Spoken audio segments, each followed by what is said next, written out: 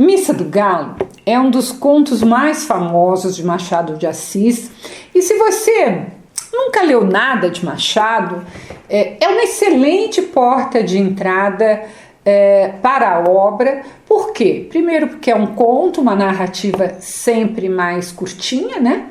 E é um conto fácil, e entre os contos ele ainda é um dos menores. Então, acho que é uma boa porta de entrada, sim. Do que fala? Conta a história de um rapaz que vem do interior do Rio de Janeiro, de Mangaratiba, que era a cidade dele, e que vai para a capital, para o Rio de Janeiro, estudar.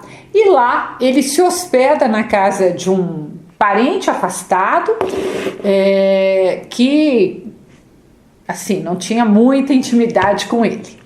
Nessa casa morava então o seu parente, que era o escrivão Menezes, a esposa do escrivão, chamada Conceição, e a mãe dela, a sogra do escrevente.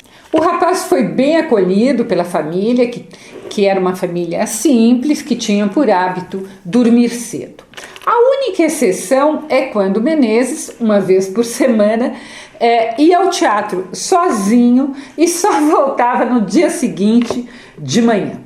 Por várias vezes, como ele era um rapaz do interior que nunca tinha ido ao teatro, ele havia pedido para que o escrivão o levasse consigo, mas o parente sempre desconversava, dizia que não dava, até que o rapaz ficou sabendo que a ida ao teatro era apenas uma desculpa, né, de fachada.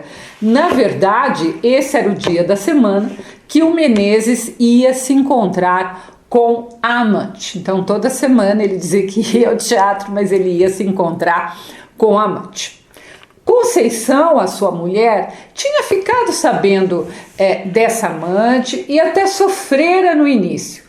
Mas o Machado, ele escreve um trecho que para mim mostra bem a situação da mulher daquela época, né? Então, veja só, abre aspas. Conceição padecera a princípio com a existência da comborça, mas afinal resignara-se, acostumara-se e acabou achando que era muito direito. Isso é uma técnica de 3 vezes, o Machado faz muito isso, tá? Vou chamar sempre a sua atenção. Então veja, primeiro, para quem não sabe, comborça é um termo que se usava antigamente para amante, né? Então, em vez de amante, falava-se essa palavra linda, comborça.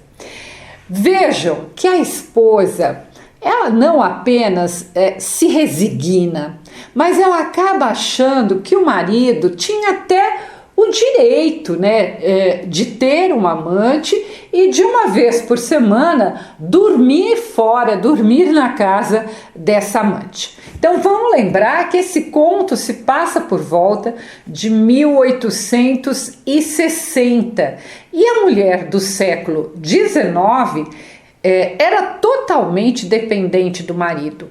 E não era apenas, às vezes a gente pensa, era uma dependência financeira. Claro que era uma dependência financeira, mas também como se o lugar dela de mulher na sociedade só estivesse assegurado com o marido do lado. A mulher acreditava que o homem era superior a ela de muitas formas. Parece absurdo com nossos olhos do século XX, mas era isso que acontecia. A Conceição, ela havia se casado um pouco mais tarde, né, do que as mulheres daquela época, né? O que na sociedade ali, daquele momento, era um problema. A mulher solteira, ela era mal vista e frequentemente ela era chamada de forma pejorativa de solteirona. E Conceição achava que desde que as aparências estivessem salvas, ela preferia esse casamento ruim a nenhum casamento, tá? Então, esta era uma ideia que predominava entre as mulheres. Era uma sociedade de aparências, Apesar de que hoje em dia, né, quase 2 séculos depois, as pessoas ainda se preocupam muito com as aparências, né? Se preocupam muito com o que o outro vai pensar, o vizinho, o colega de trabalho, etc. e tal, né? E deixa muitas vezes de viver. O jovem que conhecemos pelo nome de Nogueira nunca tinha assistido a uma missa do Galo na corte. E mesmo estando já de férias, né, que ele podia já ter voltado para sua cidade, ele resolve ficar no Rio de Janeiro para assistir junto com um vizinho, então, a missa do Galo. Assim, quando Conceição e a mãe foram dormir cedo, né? Mesmo sendo véspera de Natal, não esqueçamos que missa do Galo é à meia-noite do dia 24 de dezembro, o escrevente então tinha saído para a casa da amante e a mãe e a Conceição tinham ido dormir, o Nogueira ficou lendo e esperando chegar à meia-noite.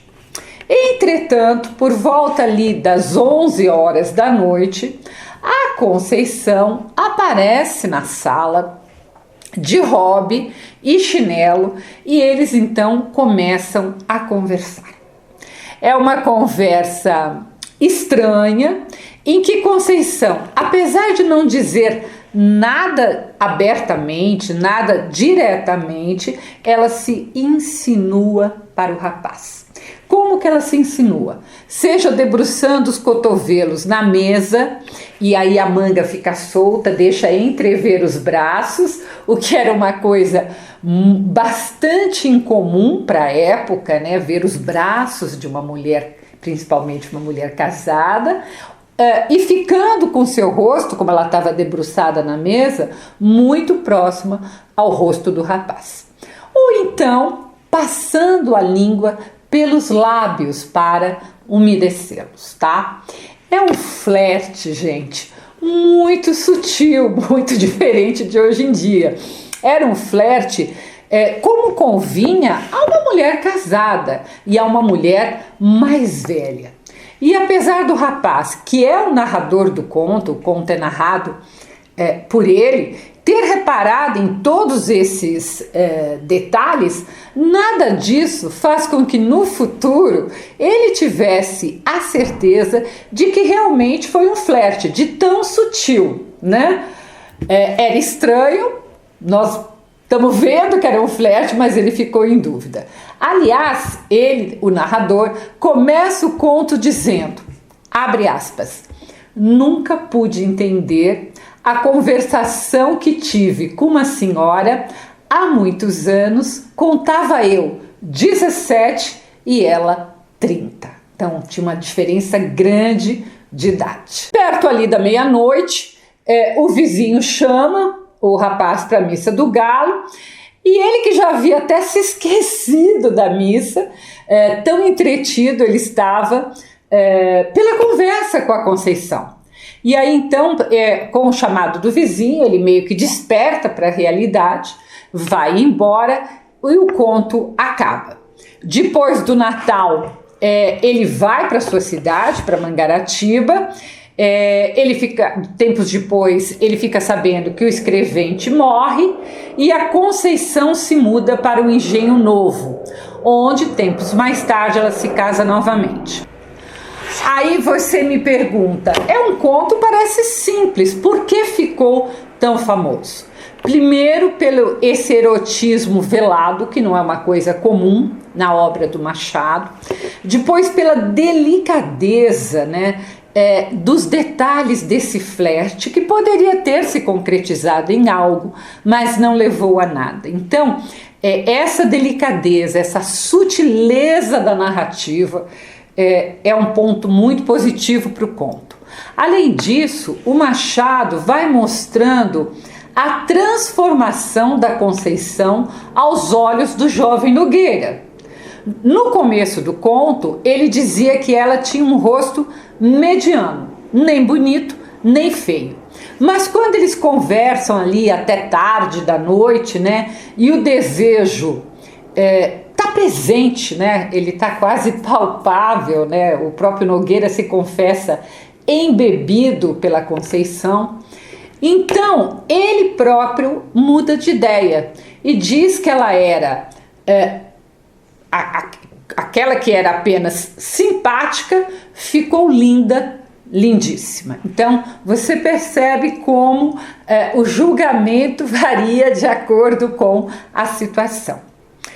O jovem Nogueira repara em detalhes como o andar da Conceição, o bico das suas chinelas e tantas coisas que demonstram o desejo nascente. Coisas que ele nunca tinha reparado no dia a dia ali de convivência com ela, com a família toda. Agora, por que eu digo sempre que Machado é genial? Além disso tudo, é pelo que está na sublinha, né, da narrativa e que o escritor não precisa dizer. Eu detesto escritor que quer explicar o texto, né, didático. Machado não é assim. Eu chamo sua atenção para que você perceba que o encontro dos dois, da Conceição e do rapaz, tarde da noite, poderia ter se dado em qualquer dia, né, ou em qualquer noite, mas vai acontecer na véspera do Natal, do nascimento de Cristo. Então, é um rapaz ingênuo que está esperando para ir à missa e é invadido pelo desejo e pela possibilidade do adultério de Conceição. Ou seja, Machado contrapõe o sagrado da missa, o sagrado da religião, ao profano, sem precisar explicar. É para nós, leitores, percebermos. Até mesmo durante a missa, o Nogueira admite que a figura da Conceição ficou entre ele e o padre. Ou seja, mesmo na missa, ele continuou pensando nela, como se aquele encontro dos dois tivesse modificado o jovem para sempre.